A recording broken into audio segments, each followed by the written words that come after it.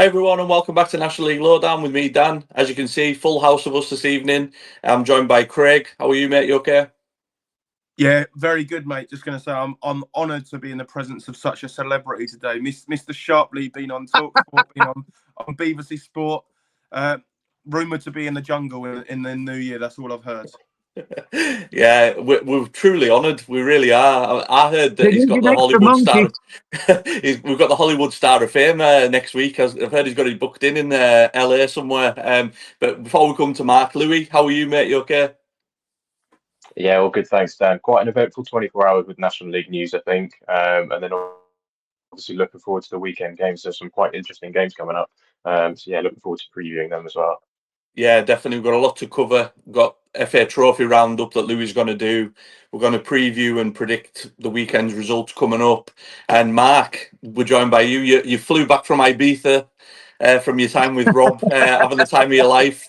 The floor is yours, mate. Tell us all about the wild few days you've had. Yeah, aloha, everybody. Yes, something quite big happened on Saturday afternoon. Braintree, Neil, Boston, Neil. Exactly. I mean, Craig had to jump in there. I mean, well, the quality commentary that only Craig can bring to a Braintree game. Look for him on DAZN. He's going to go places. It was something very, very special for the town, for the club, for the players, for Robert Smethurst. It was, it's just unbelievable. It's very, very. It was very difficult to sort of predict what was going to happen. I mean, me and my mate were stood there, and we said even if we just scored a goal, that would be a triumph. To score 2 goals and win the game, it was absolutely. You're going about dreamland. Every single football cliche that you could possibly come up with happened.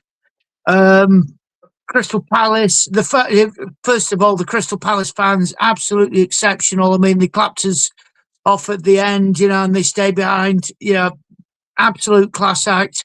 And now we've got Brentford in the 4th round.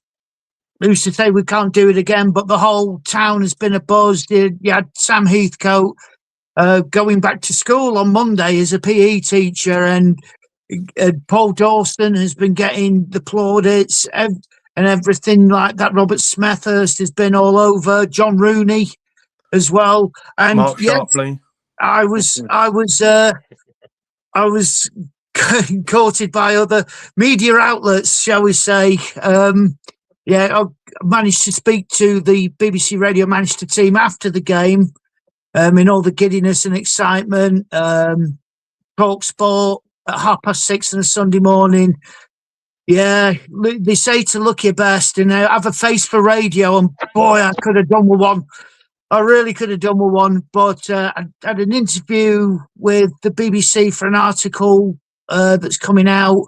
I've got to talk to the EFL podcast on TalkSport tomorrow, which will be a Thursday. And in between that is waffling on with my mates here, so, but really, really, really good. So good. I mean, we'll never see the likes of it again. Not for a good while. So to be part of it all was just an absolutely amazing day. Absolutely amazing day. And then we get called off last night at Woking. So there you are, reality bites, folks. And we got Oxford City on Saturday, and then we've got to try again at Woking next Tuesday. So there you are, the rigours of non-league football. But a day and a good few days. For me personally, I won't forget in a hurry. When did you think you were going to do it? What part of the game did you think? Hang on a minute, this is happening. This is actually going to happen. 97.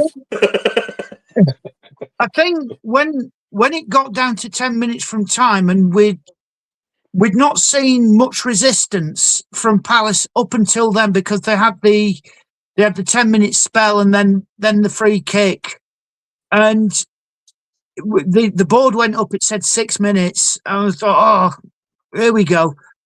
But we were still attacking. The ball was being lumped down, admittedly, but we still had players running for it. I thought, let's get a third here. But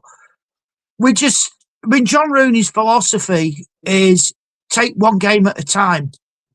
And this was testament to that philosophy. I mean, you have to prepare, and prepare we did. I mean, but we didn't expect to be the dominant team. I mean, anybody who's watched that game can't say that Crystal Palace played like world beaters. But in a sense, we didn't allow them to either. I mean, Paul Dawson was just magnificent. The back four, everybody was. But yeah, you started to believe it. You know, I mean, we've been up against South Shields when they were unbeaten all season, and we were the first team to beat them. It was that sort of thing. Can we hang on? And we did. And you know, we're getting the just rewards for it now. Yeah, definitely. I thought you were comfortable for the most part. I thought Palace didn't start playing until they got a goal back. I thought even like late on in the game, Buckley Ricketts was running in behind, stretching the defence, causing issues. And like I say, there was a chance of you getting a third. And I thought, like I say, it wasn't a fluke. It wasn't, you know, backs to the wall. It was a relatively comfortable win for the, you know, the difference in, you know, positions in leagues. Considering that, it was massive.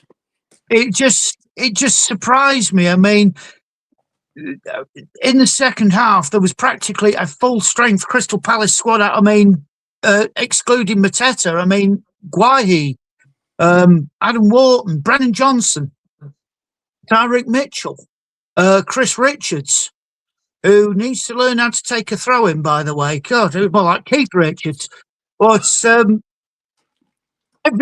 everybody like that. Walter Benitez, take a cap out and when you're in the sunshine next time too. But, football lesson from Mark Sharpley. Football lesson. There from you Master. go. Yeah, old super coach. Yeah. But no, massive congratulations to Macclesfield. We said it the other night. Say it again to Mark. You deserve it, mate. You've been through the mill with that team in recent years. No. Nobody deserves it more, mate. So congratulations and good luck against Bring on Brentford. the bees. Yeah, good. Bring on the bees. And there's no reason, like you say, you can't do it again. No reason. Next up, we've got our FA Trophy roundup, which is Louis. There was obviously some games called off again due to the weather, but the majority of them were on. So fire away, mate. Yeah, from one FA Cup competition to another, a less glamorous one, but all important for the sides that are in it. So Hornchurch versus Telford was called off, and as Mark said, Woking Macclesfield was called off, believed to be played next week, both of them. 6 ties went ahead. So Bath City won, Southend United 3. Joe Drainers was sent off for the Bath City on 20 minutes, and it was an uphill task for them after that against the side from a higher division. Gus Scott Morris, Sam Austin, and Leon Chambers Perillion scored the goals for Southend. Bath's goal was an outstanding free kick from Alvarez, I think it was, right into the top corner for about 40 yards out. If no one's seen it, go and watch it. It's an outstanding finish from him. And Southend move on to face Chatham in the next round, knocking out Carlisle. They did. So yeah, they'll fancy their chances, I think. Kent versus so an interesting one there. Next one we've got was Eastleigh 0, Southport 2. It was almost the shock of the night, but it wasn't, because we'll come to that later. But Southport fully deserved this game. Ted Lavelle and Malachi Michelenes scored either side of half-time to give Southport a 2-0 win. Only the third win in 12 games for the National League North side. So a bit against the run of form for them. Neil Downs in charge down there, ex-Premier League player.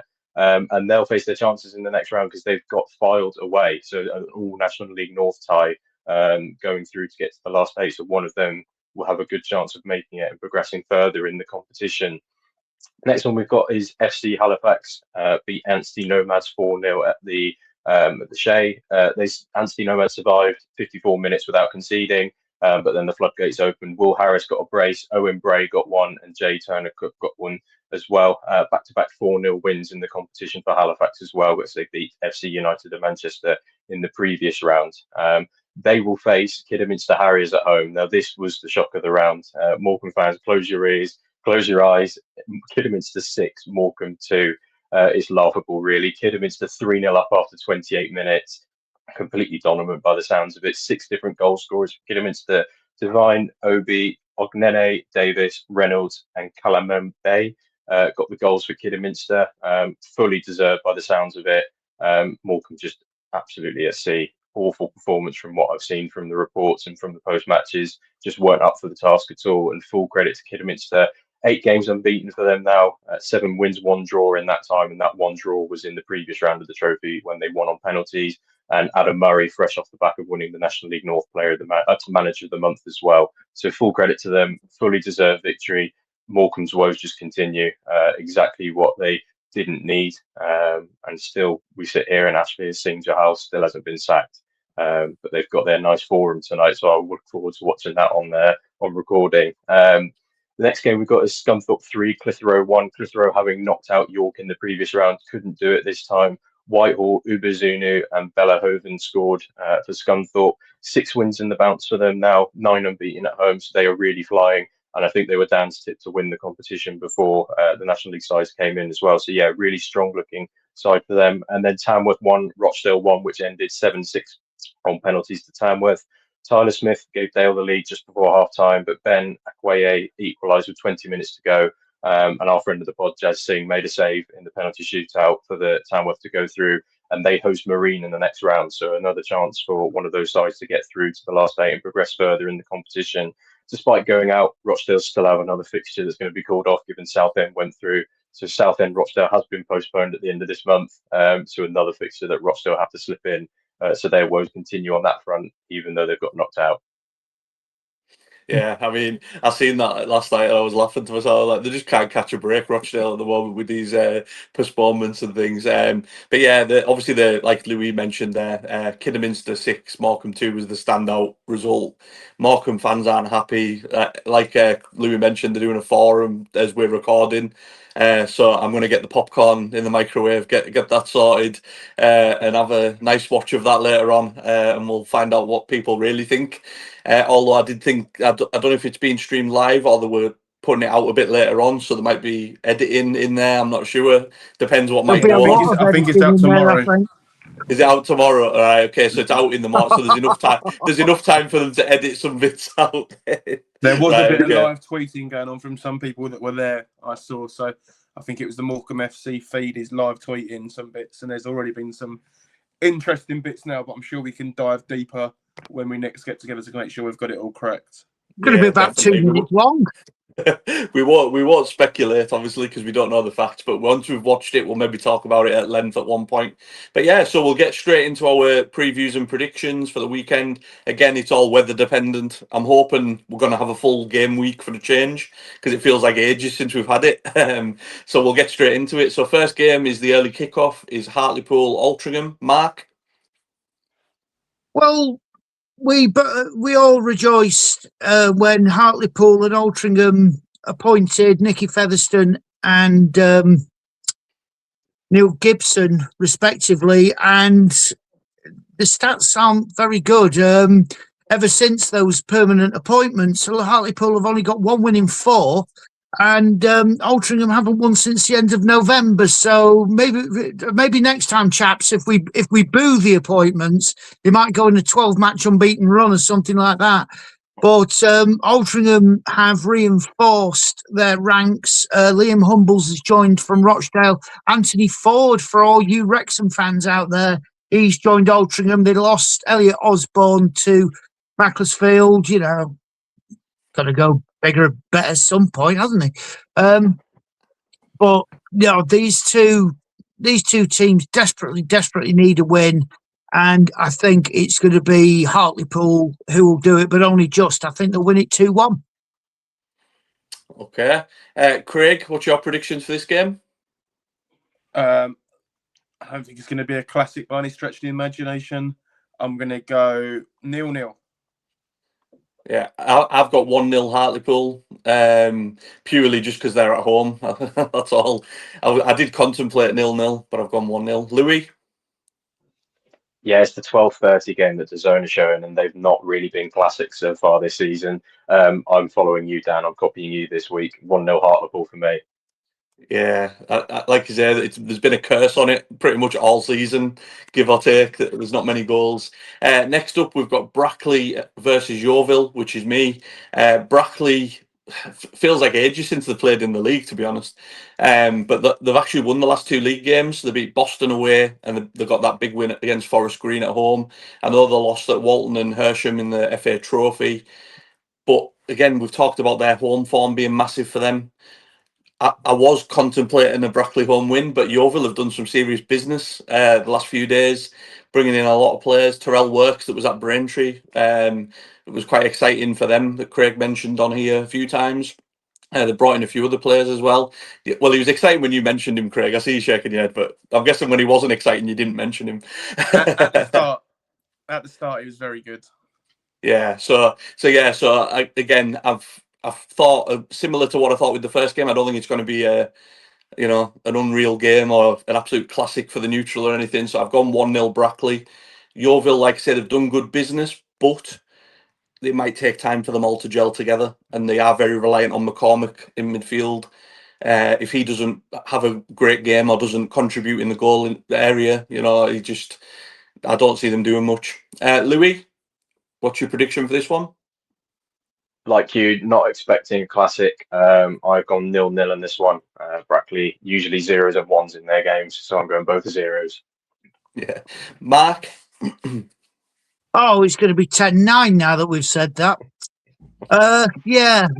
Brackley, will they remember what a league game is going to be like? And Yeovil, yes, they brought in some players, but they've got to get them to gel. Every single football cliche, but there will be goals. There'll be 2 because it's going to be 1-1. And Craig? Yeah, so in the previous podcast, I've predicted Brackley to go down this season. I think if they're going to avoid that, they have to beat Yeovil at home. And I think they will. 2-0. Wow, 2 goals in 1 game. Oh. Next up, we've got Braintree Boreham Wood, which is you, Craig. No problem. So, a game I'm not on commentary for. Sorry to disappoint you on that one, guys. You won't be. Well, it won't be 0-0 then. I was looking for the stats, and obviously we talked about Braintree not scoring many. We're all aware of that. Not scored in 14, 10 clean sheets. They've only conceded 2 in their last 8 home games. So it sounds pretty impressive, but they lost both of them games 1-0. Their last 5, they got 1 win, 2 draws, 2 defeats. So probably about the right form for where they are in the league at the moment. One side of caution for Boreham Wood that they've drawn. Braintree have drawn with Forest Green at home already, 0-0. Surprise, surprise. And they narrowly lost to York in a game they probably should have won. And I've spoke about the scalps we took at home last season. Barnet, York, Forest Green all came here. Rochdale all came here last year and lost. So a side of caution there for Boreham Wood that sometimes Braintree are actually better at home against the bigger sides than maybe the similar sized fish to them. But it's not going to be any easy feat. Boreham Wood are unbeaten in their last 5 league games. Obviously, in that spell, they've been knocked out the trophy and knocked out the FA Cup, obviously going the furthest out of any National League side. Obviously, there's a National League North team that's gone a little bit further, which we won't mention too much more. They've got the 2nd highest points per game so far. They're absolutely flying. They've any player that seems to do well there on loan, bar Jeff King, they find a way to sign permanently. They managed to get Regan Booty signed, sealed and delivered today, so he's locked in. A little interesting side note, little fact for this one. The reverse game was 2-1 to Boreham Wood, and now all 3 scorers play for Boreham Wood. Luke Norris got both for Boreham Wood, and Marley Marshall-Miranda scored for Braintree. So it's likely we see him lining up in a Boreham Wood shirt, although I expect from the bench at the weekend. I have gone for Braintree not to score again in this one. I've gone 1-0 Boreham Wood. Yeah, very interesting fact there actually about Braintree at home. But because Craig's not on commentary, it definitely won't be 0-0 because that's the Craig curse, isn't it? Mark, what have you got for this one? Yeah, it's going to be interesting to see how Boreham Wood react. I mean, going out of the FA Cup would have hurt them, but going out of the FA Cup with the scoreline that they did, that was quite the battering that they took, which I personally didn't see. I thought there was going to be a little bit better than that. As Craig mentioned, Regan Booty's just signed, was it today or yesterday, whatever it was. But and you may think I'm still a little bit drunk on good times here. I'm going to go 1-0 Braintree. You predicted them to go down last week. Well, yes, but again, and So hear me that's Banging out. all down. over the place. Hear me out on this. Hear me out. I mean, Craig does raise some very good points, and when they can actually do it, No, he doesn't. you see, George. Honestly, yeah, one of the top co-commentators on DAZN. Give him some credit, but when they do face a big squad, a big team, then they have this tendency to get that surprise result, and it's surprise results that they absolutely need.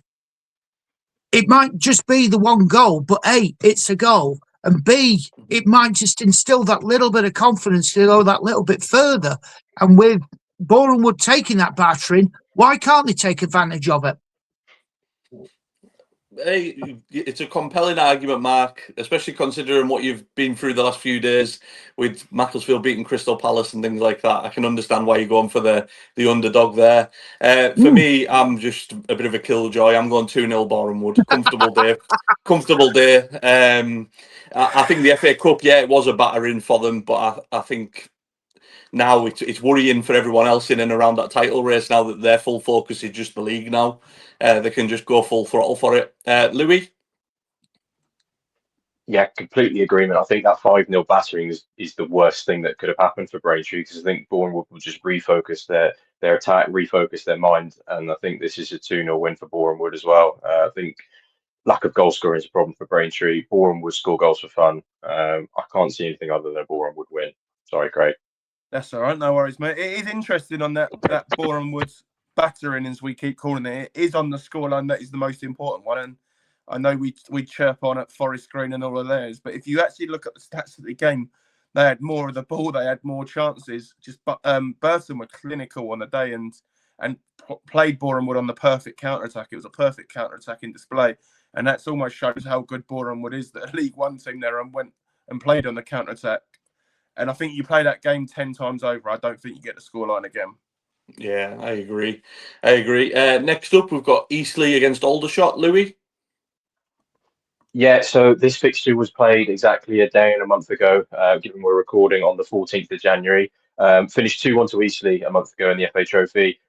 Eastleigh, 5 games unbeaten in all competitions, in the league, prior to last night's defeat to Southport. I haven't forgotten that, given I mentioned it at the top of the show. They're ranked 20th for home form, so they're not doing too well at the Silver Lake Stadium. 15 points from 11 games. Joint second lowest for clean sheets this season, so they're below the likes of Sutton, obviously Braintree we've spoken about. So a lot of the sides at the bottom are doing better than them in terms of keeping clean sheets. Eastleigh have only kept the 3 so far this season. Aldershot, off the back of that thumping from Solihull Moors, they'll want a reaction. John Coleman will want a reaction. I don't think he'll settle for anything less than a good display at the very least.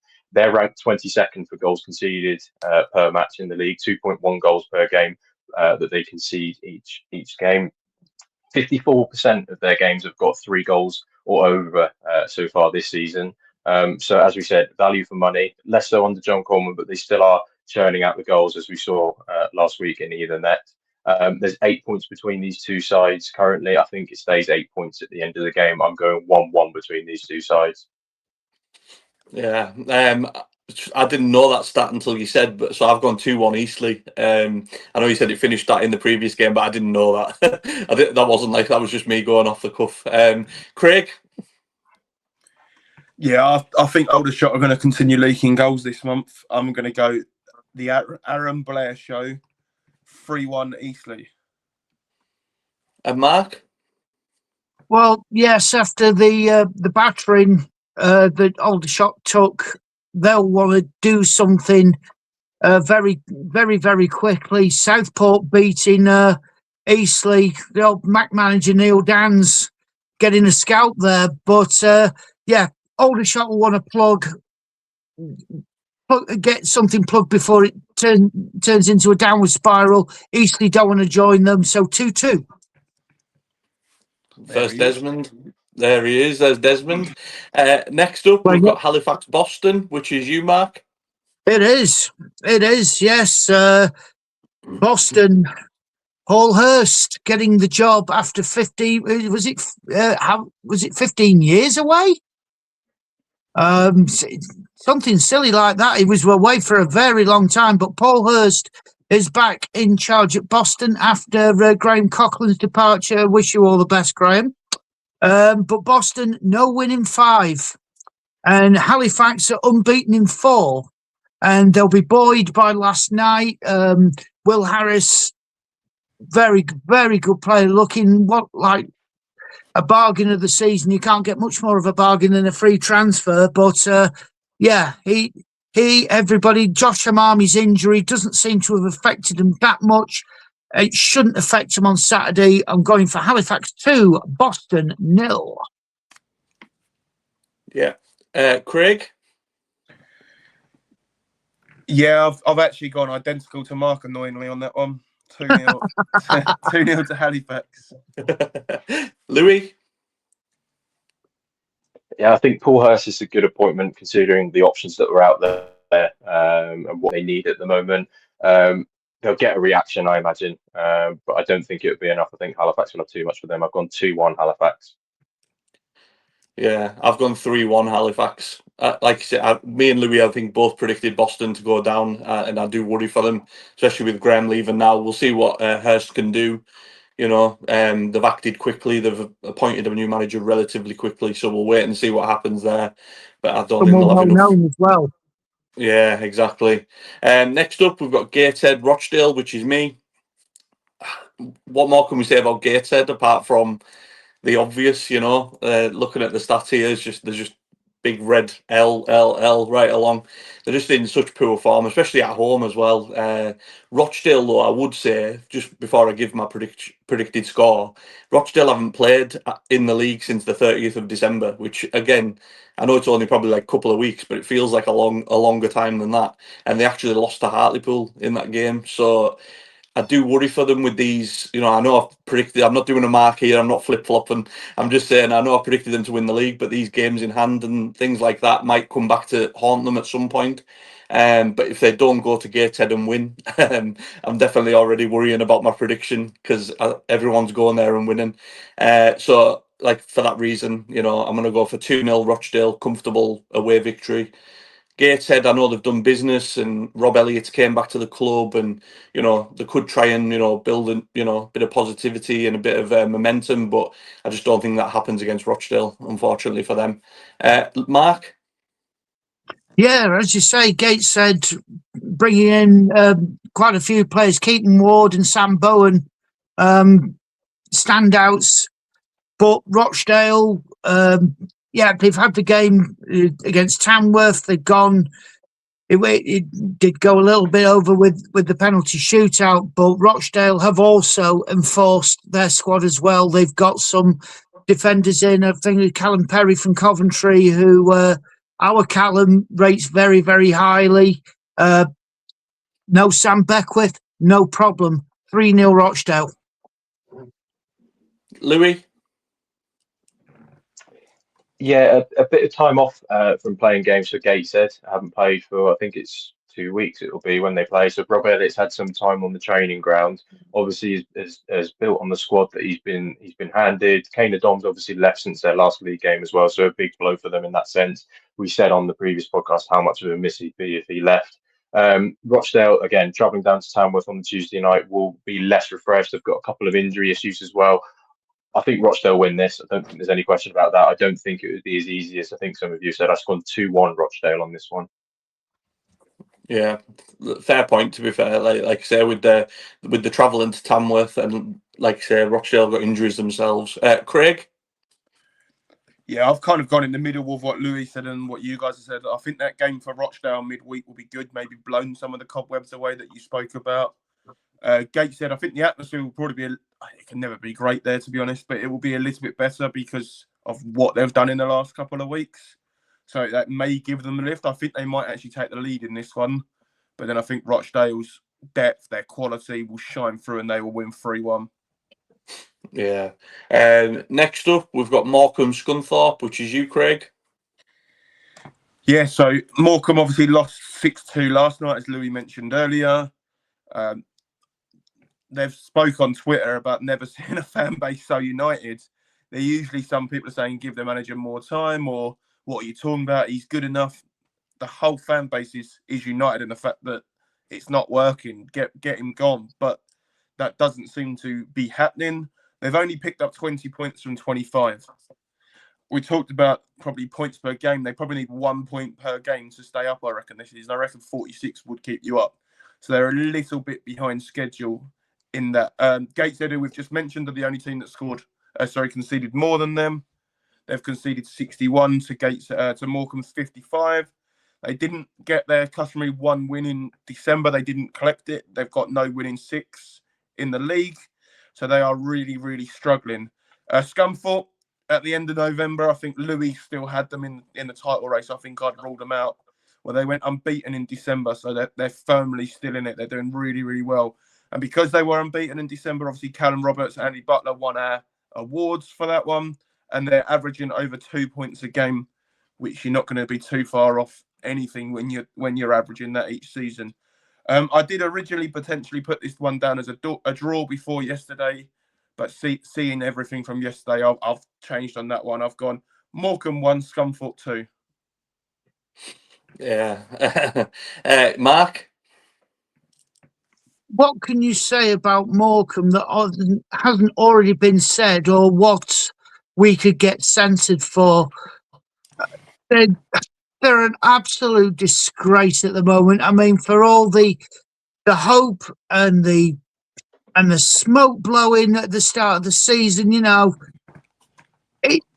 I've never ever seen a side that is.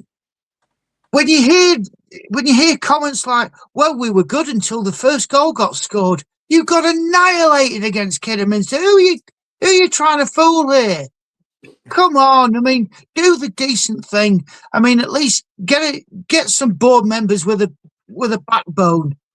The fella's got to go. It is going to cost Morecambe money in the long run should they go down. It's not working. There's plenty of experience out there. Graham Coughlin, just saying. But no, Scunthorpe, Danny Whitehall scoring again. They've got the mercurial Callum Roberts, Andy Butler, one of the managers at the moment, and I think they're gonna annihilate Morecambe. I think they're gonna do them over 4-0. Can I just say, sorry, Mark, on when you said about obviously them getting rid of him, I don't know if you guys saw, I think I sent it in last night, is when he got asked if he's still being a job or if he feels under pressure, he smirked. For me, if I was a Morecambe fan, I'll use the same Dan Love for me at the moment. My head would be on Mars. I would have absolutely lost my head. I would be marching down to Morecambe's ground and camping out there. I wouldn't say hunger strike because to me that's a diet. But I would be camping out there until this guy is gone. Swallow your pride. He's no good for the club. He's no good for the fans. He's got to go because Morecambe go down this season, they will never make it back. Yeah, I agree. Louis?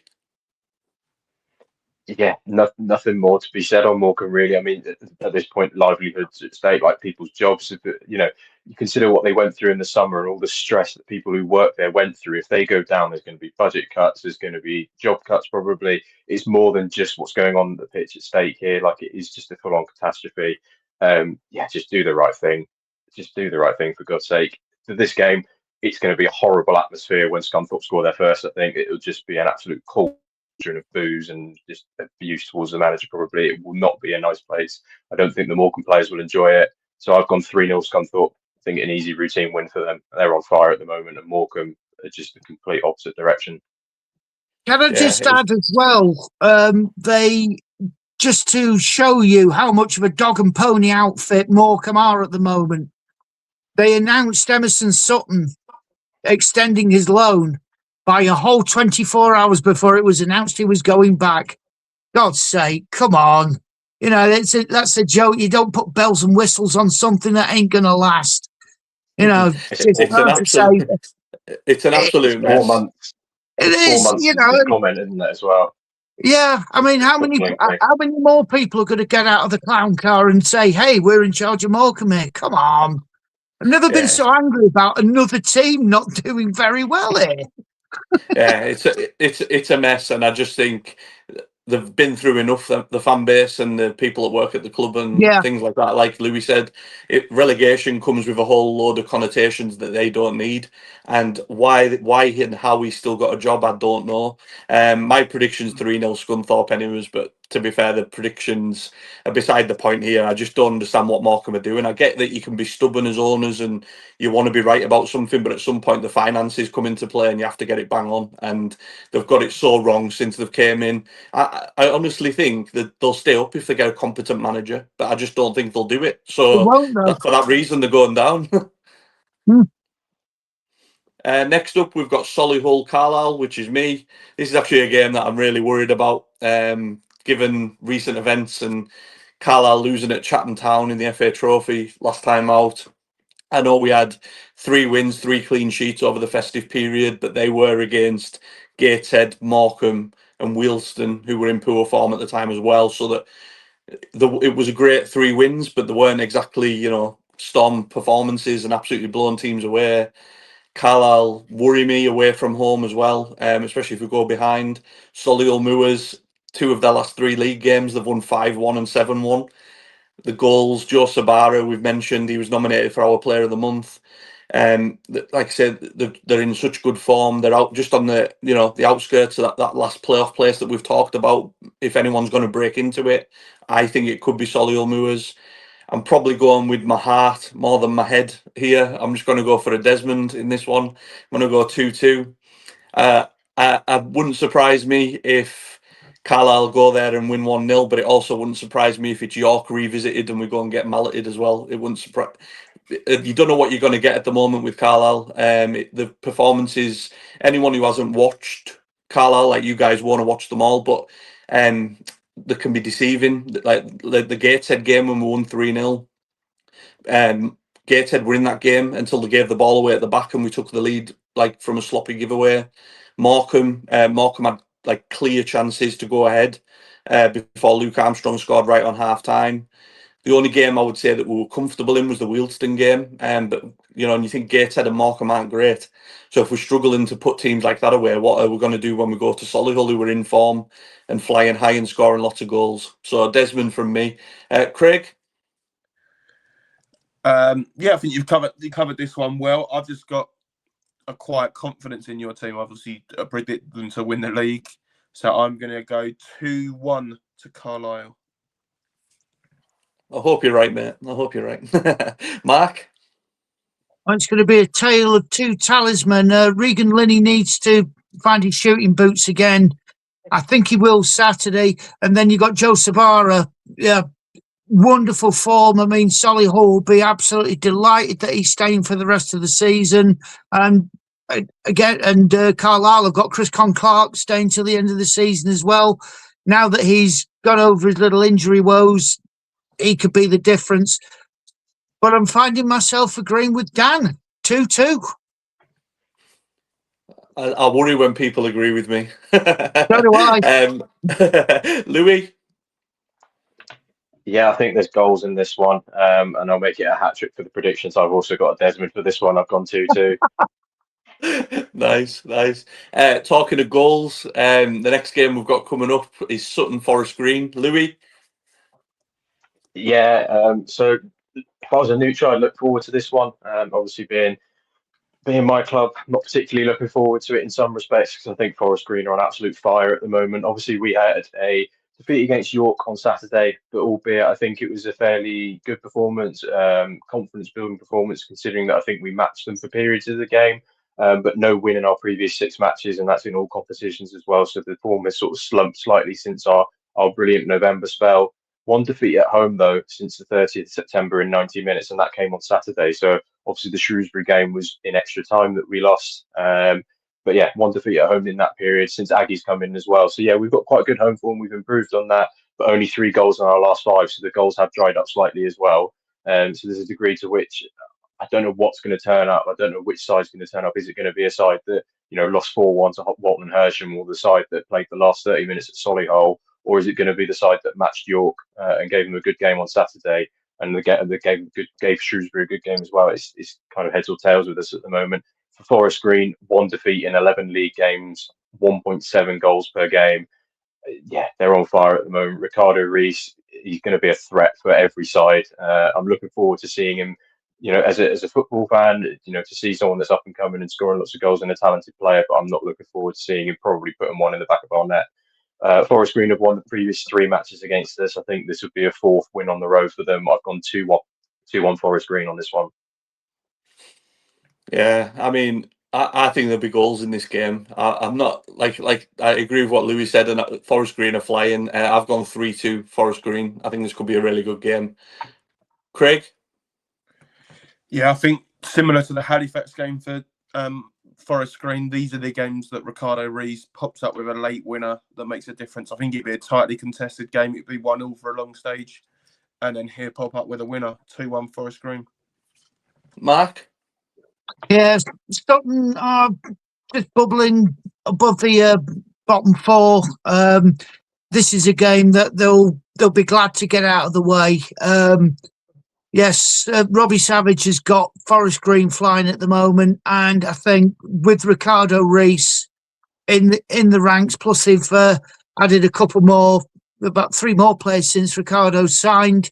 I'm going to go Forest Green 2-0. Yeah. Next up, we've got Truro versus Tamworth, which we know Truro is Mark's adopted team in this league. There we go. What's your predictions for this one, mate? Well, 1 defeat in 4 for John Askey's Truro, so that will be giving them confidence as they're getting ever nearer to getting out of that bottom 4. We go on about Gateshead, Morecambe, Aldershot, Sutton, Braintree, Boston, Brackley coming in, but Truro doing the jobs very quietly, which is probably what they've needed to do. Tamworth, 2 wins, 2 losses, so very, very even at the moment, but they will be buoyed by the fact that they did beat Rochdale on Tuesday night on the penalties. Still a long way to travel. It's a cliche, they've got to go down to Cornwall. But I can just see a sneaky 2-1 win for Truro, and that great escape may very well be on. Yeah. Just for reference, I've gone for a Truro win as well. I don't know what's wrong with me this week, but I've gone for 2-1 Truro as well.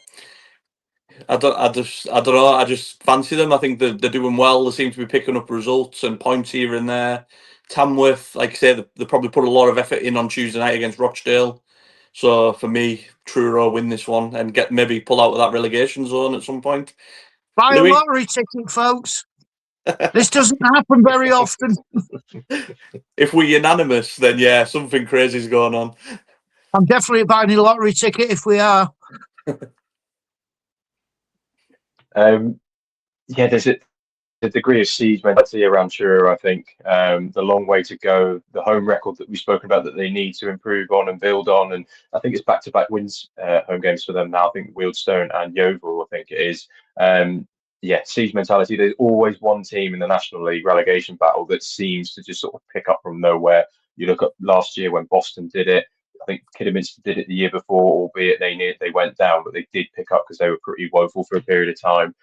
Tamworth, yeah, I think they just win 1, lose 1, sit in mid-table, have a good FA Trophy run maybe. I have also gone for a Truro victory. I've gone 2-0 Truro, and these are the games that they do need to win if they're going to stay up. I agree. They've got to win these games. Craig, are we a full house? We are. Oh, wow. My head's on Mars now, mate. What I'm about to say comes with a side note.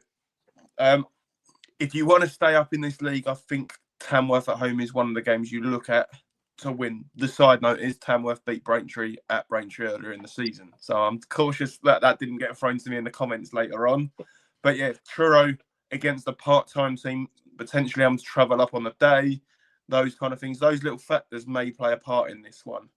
A lot of teams, when they go to Truro, will go on the Friday, probably stay, maybe even stay the Saturday night as well. Tamworth might not have those luxuries. They have to do it the old school way, effectively, the old school non-league way. And I think that could take a little bit out of the legs, especially when they're played on Tuesday as well. And the emotion of that, I know it's not a major tournament, the trophy, but winning on penalties is always kind of got drama behind it and all of that. I'm going to go with Louis on this one. Truro to win 2-0, but still go down.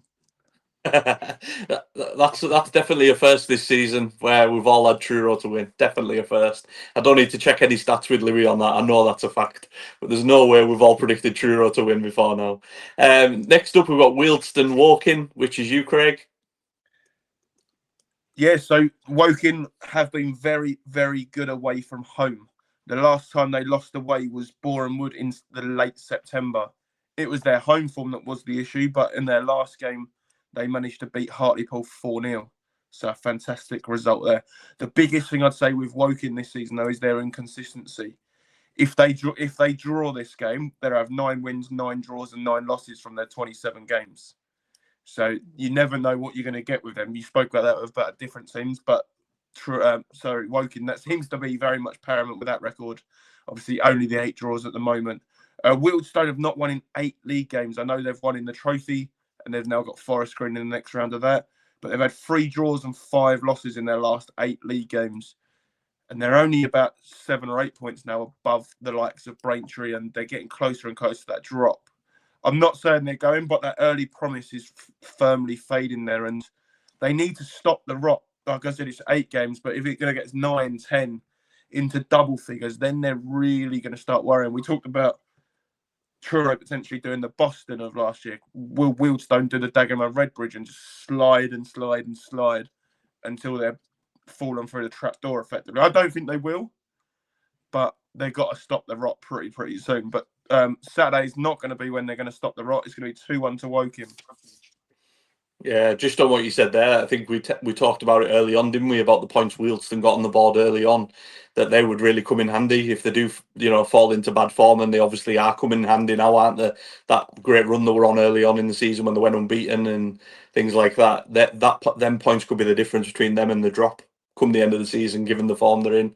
I've gone 1-1 in this one. I don't know what to expect from Wealdstone. I think they might get a point, but not enough to win, I don't think.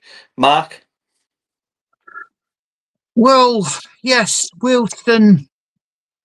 What's happened? Where have you gone? Where's the Wealdstone, the swashbuckling Wealdstone from the start of the season?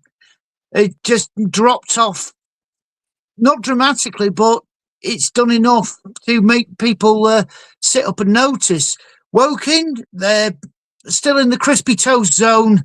They'll want to put in a performance after Tuesday's postponement. Get the minutes in the legs because they play Mac on the Tuesday after. But it is going to be, in the words of the Happy Mondays, call the cops 999 because it's going to be a 1-1 draw, just like Dan said. And Louis? Yeah, I don't think it'll be the sound of the police, so I don't think it'll be 999. I think Woking were outstanding on Saturday against Hartlepool. Asude was outstanding. Sanderson was outstanding. Beautyman was outstanding. I've gone 2-1 on Woking on this one. I think they continue their winning streak.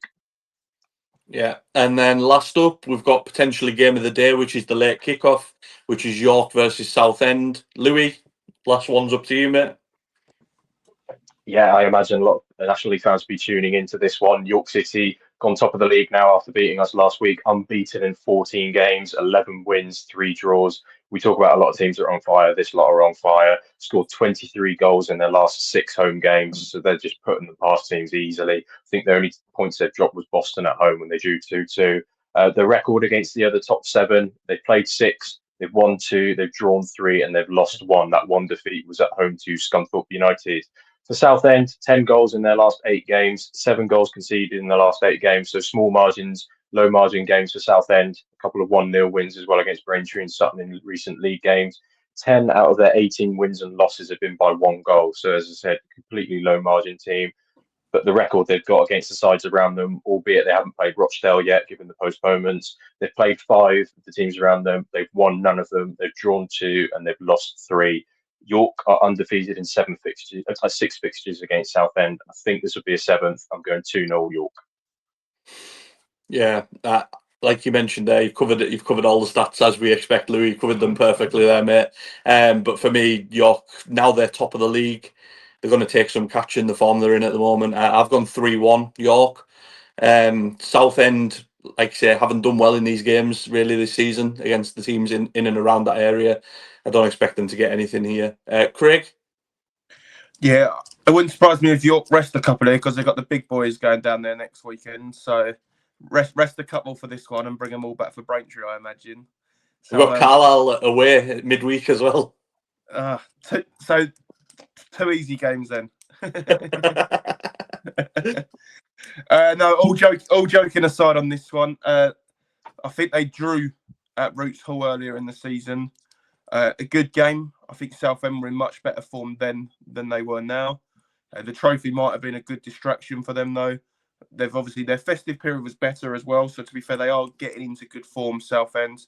And I'm going to back them to get a point on this one. I'm going to go 1-1. Nice. Mark?